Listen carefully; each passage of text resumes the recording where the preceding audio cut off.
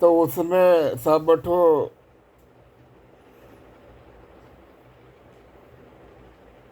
Information fade कर दिया जाता है इनपुट्स के जरिए। जैसे बाजार में एक कार्य न मिल रहा, हार्ड कॉपी को सॉफ्ट कॉपी में चेंज करने का।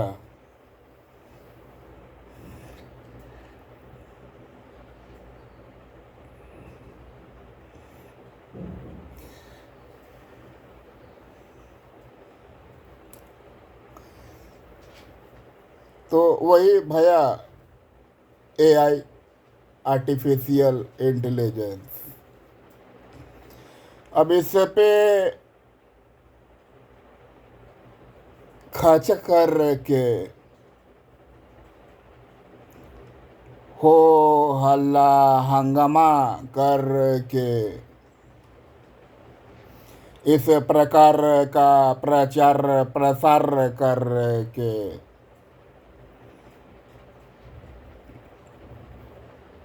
हम लोगों के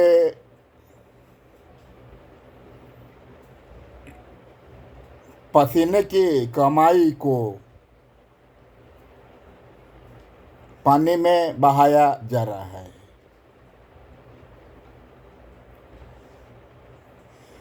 ये भारत के प्रधानमंत्री नरेंद्र मोदी नहीं समझ रहे हैं या समझ के मजबूर हैं। ये समझना हम लोगों के लिए बहुत जरूरी है। अगर हम लोग एक जिम्मेदार तबका है, अगर हम लोग एक जिम्मेदार व्यक्तित्व रखता है, अगर हम लोग खुद को alive on behalf of Interpol or just as an Indian on behalf of Indian Police Service, भारतीय पुलिस सेवा।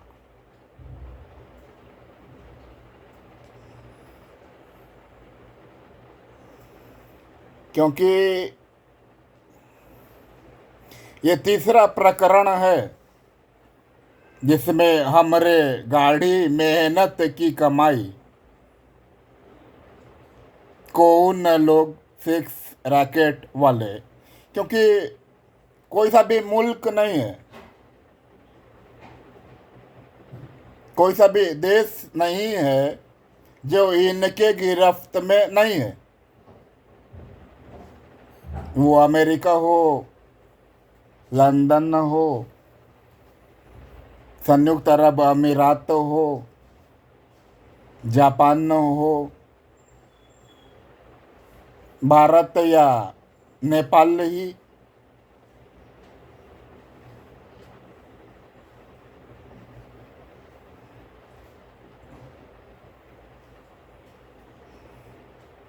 इन लोगों के पास जो पैसे हैं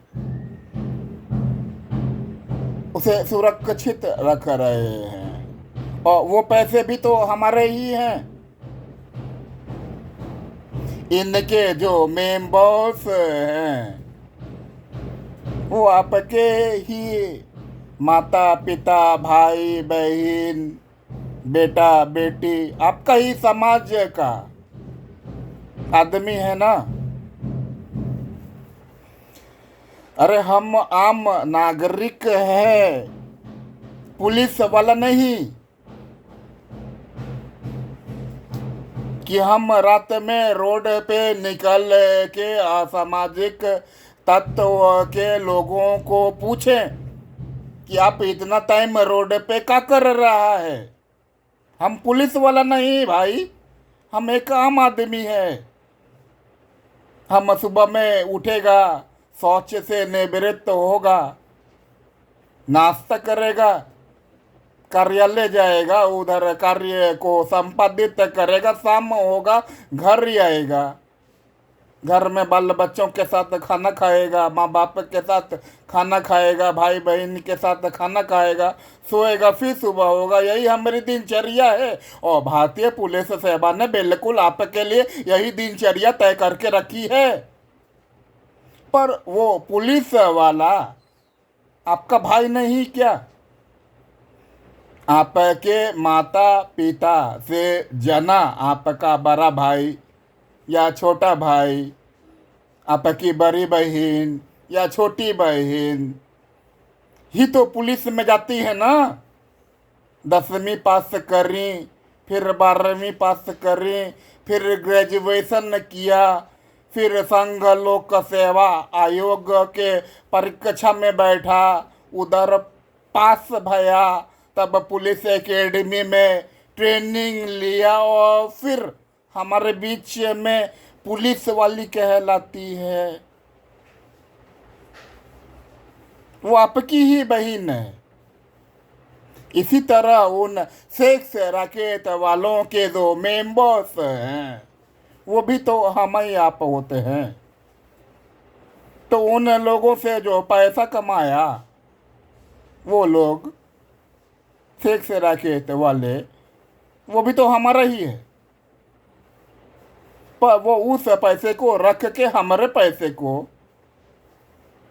जो पुलिस से, मिलिट्री से, आम आदमियों से जो सरकारी नौकरी में है या प्राइवेट जॉब में है या बिजनेस करता है, से जो भारत सरकार को या यूनाइटेड नेशन को टैक्स के रूप में जाता है, को बर्बाद करने में लगा है।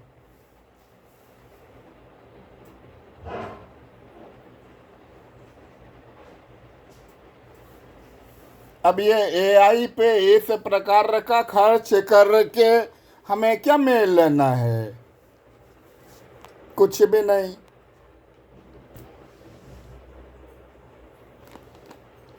तो प्रधानमंत्री नरेंद्र मोदी इस चीज से अवगत नहीं है का?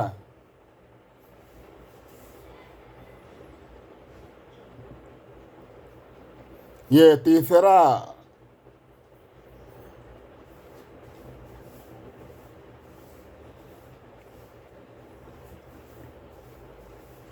पायदान है जिस पे नरेंद्र मोदी को पैर रखते हुए हम लोग देख रहे हैं।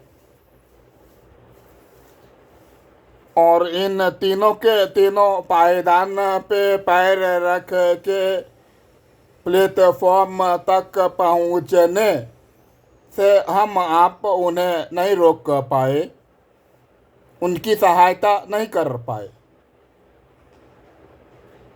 पहला कोविड-19 के समय में वो वैक्सीन, वो बूस्टर डोज खरीदना प्रधानमंत्री नरेंद्र मोदी के लिए मजबूरी बन गया था, जिसका उत्पादन या तो चाइना कर रहा था या अमेरिका। यही दो कंट्रियों में 90% वैक्सीन जो एटलस पे डिस्ट्रीब्यूट हुए बनाए गए थे।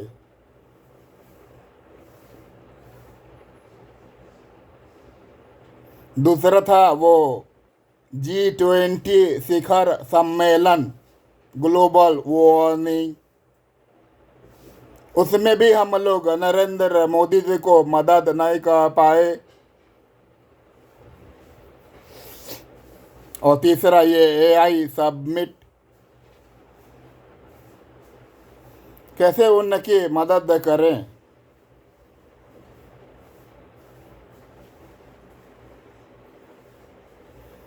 कहाँ उनकी मदद करें? किस प्रकार उनकी मदद करें?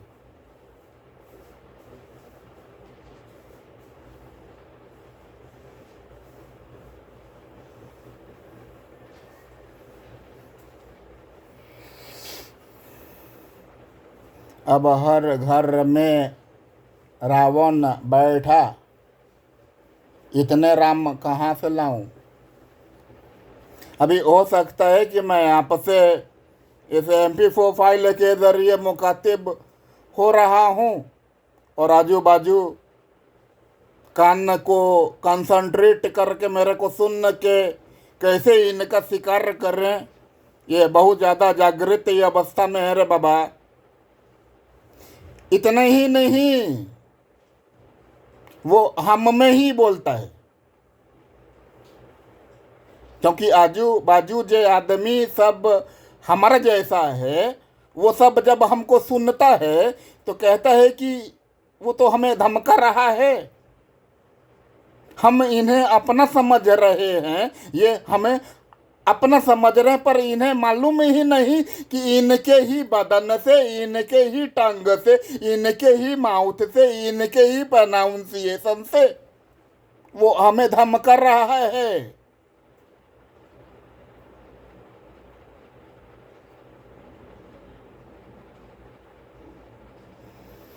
तो ऐसा पहले भी भया था, जब हिंदुस्तान पे फ्रांसीसियों ने कब्जा करा था। फ्रांसीसियों के साथ ऐसा ही हुआ जब मुगलों ने उन्हें मार के हिंदुस्तान से भगाया और हिंदुस्तान पे कब्जा कर लिया। ऐसा ही मुगलों के साथ भी भया जब इंग्लैंड ने उन्हें मार के हिंदुस्तान के ज़मीन पे कंपनी का झंडा फहरा दिया। और ऐसा ही फिर से एक बार भया जब हम लोगों ने उन अंग्रेज़ों को मार के भगा के हिंदुस्तानी झंडा तिरंगा लहरा दिया। पर इसमें कितने लोग मारे गए लोगों की जो फेहरिस्त हमारे पास इतिहास के उन पन्नों में सुनहरे अक्षरों में दर्ज है, में दर्ज ही नहीं है। मैं कहना आपसे ये चाह रहा है कि अगर 5,000 लोगों को अपनी जान की आहुति देनी पड़ी है, ऐसा इतिहास के पन्नों में लिखा है, तो यकीन मानो 50,000 आदमी और मारे गए थे, जिनकी कोई गणना ही नहीं है, जिनका कोई जिक्र ही नहीं है, जिन्हें कोई जानता ही नहीं है, और वो बस इसलिए मारे गए थे कि अंग्रेजों से देश को आज़ादी दिला सके।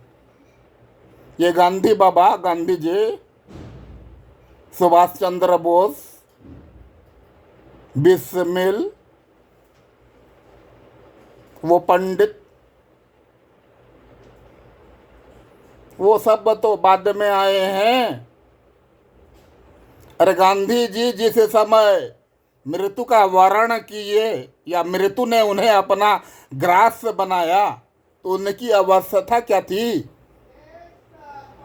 कितनी उम्र थी उनकी।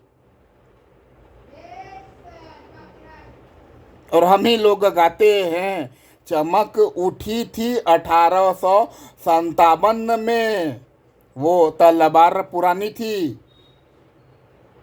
थोड़ा सोचो, पर ये भी याद रखो कि अटल बिहारी वाजपेयी ने 2004 में परमाणु पोखरण परीक्षण करने के बाद क्या कहा था, ये परमाणु संपन्न देश भारत जो आज भया है, उस समय राष्ट्राध्यक्ष मैं अटल बिहारी वाजपेयी हूँ, जो भाजपा नाम के राजनीतिक पार्टी का एक सदस्य हूँ। पर आपको बता दूं कि 85% इस कार्य को कांग्रेस ने पूरा कर रखा था उसके कार्यकाल में। मैं जब आया मैंने देखा 85% कार्य पूरा हो चुका है, 15% ही शेष बचा, और मैंने इधर समूचा अपना सामर्थ्य लगा दिया, और फल ये है कि आज हम परमाणु संपन्न राष्ट्रों में अपना नाम लिखवा लिए। इसीलिए अटल बिहारी वाजपेयी की जय जयकार करने के बजाय कांग्रेस के उन नेताओं की जय जयकार करो, पर साथ में ये याद जरूर रखो कि अगर अटल बिहारी वाजपेयी नहीं आते तो ये परमाणु संपन्न देश में हमारा भारत देश का नाम शामिल हो ही जाता। ऐसा भी नियत नहीं था,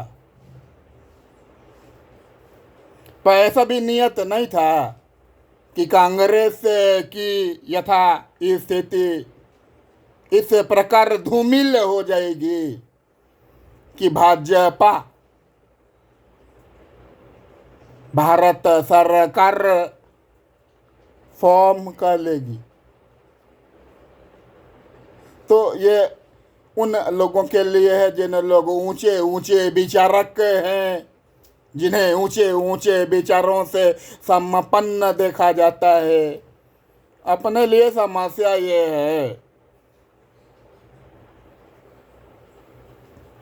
कि अल्लाह ताला ने 3 मौके हम लोगों को दिए और तीनों ही मौकों पे एक ही आदमी हमारा राष्ट्रीय अध्यक्ष था, एक ही पार्टी सत्ता में थी और हम उसकी मदद नहीं कर पाए।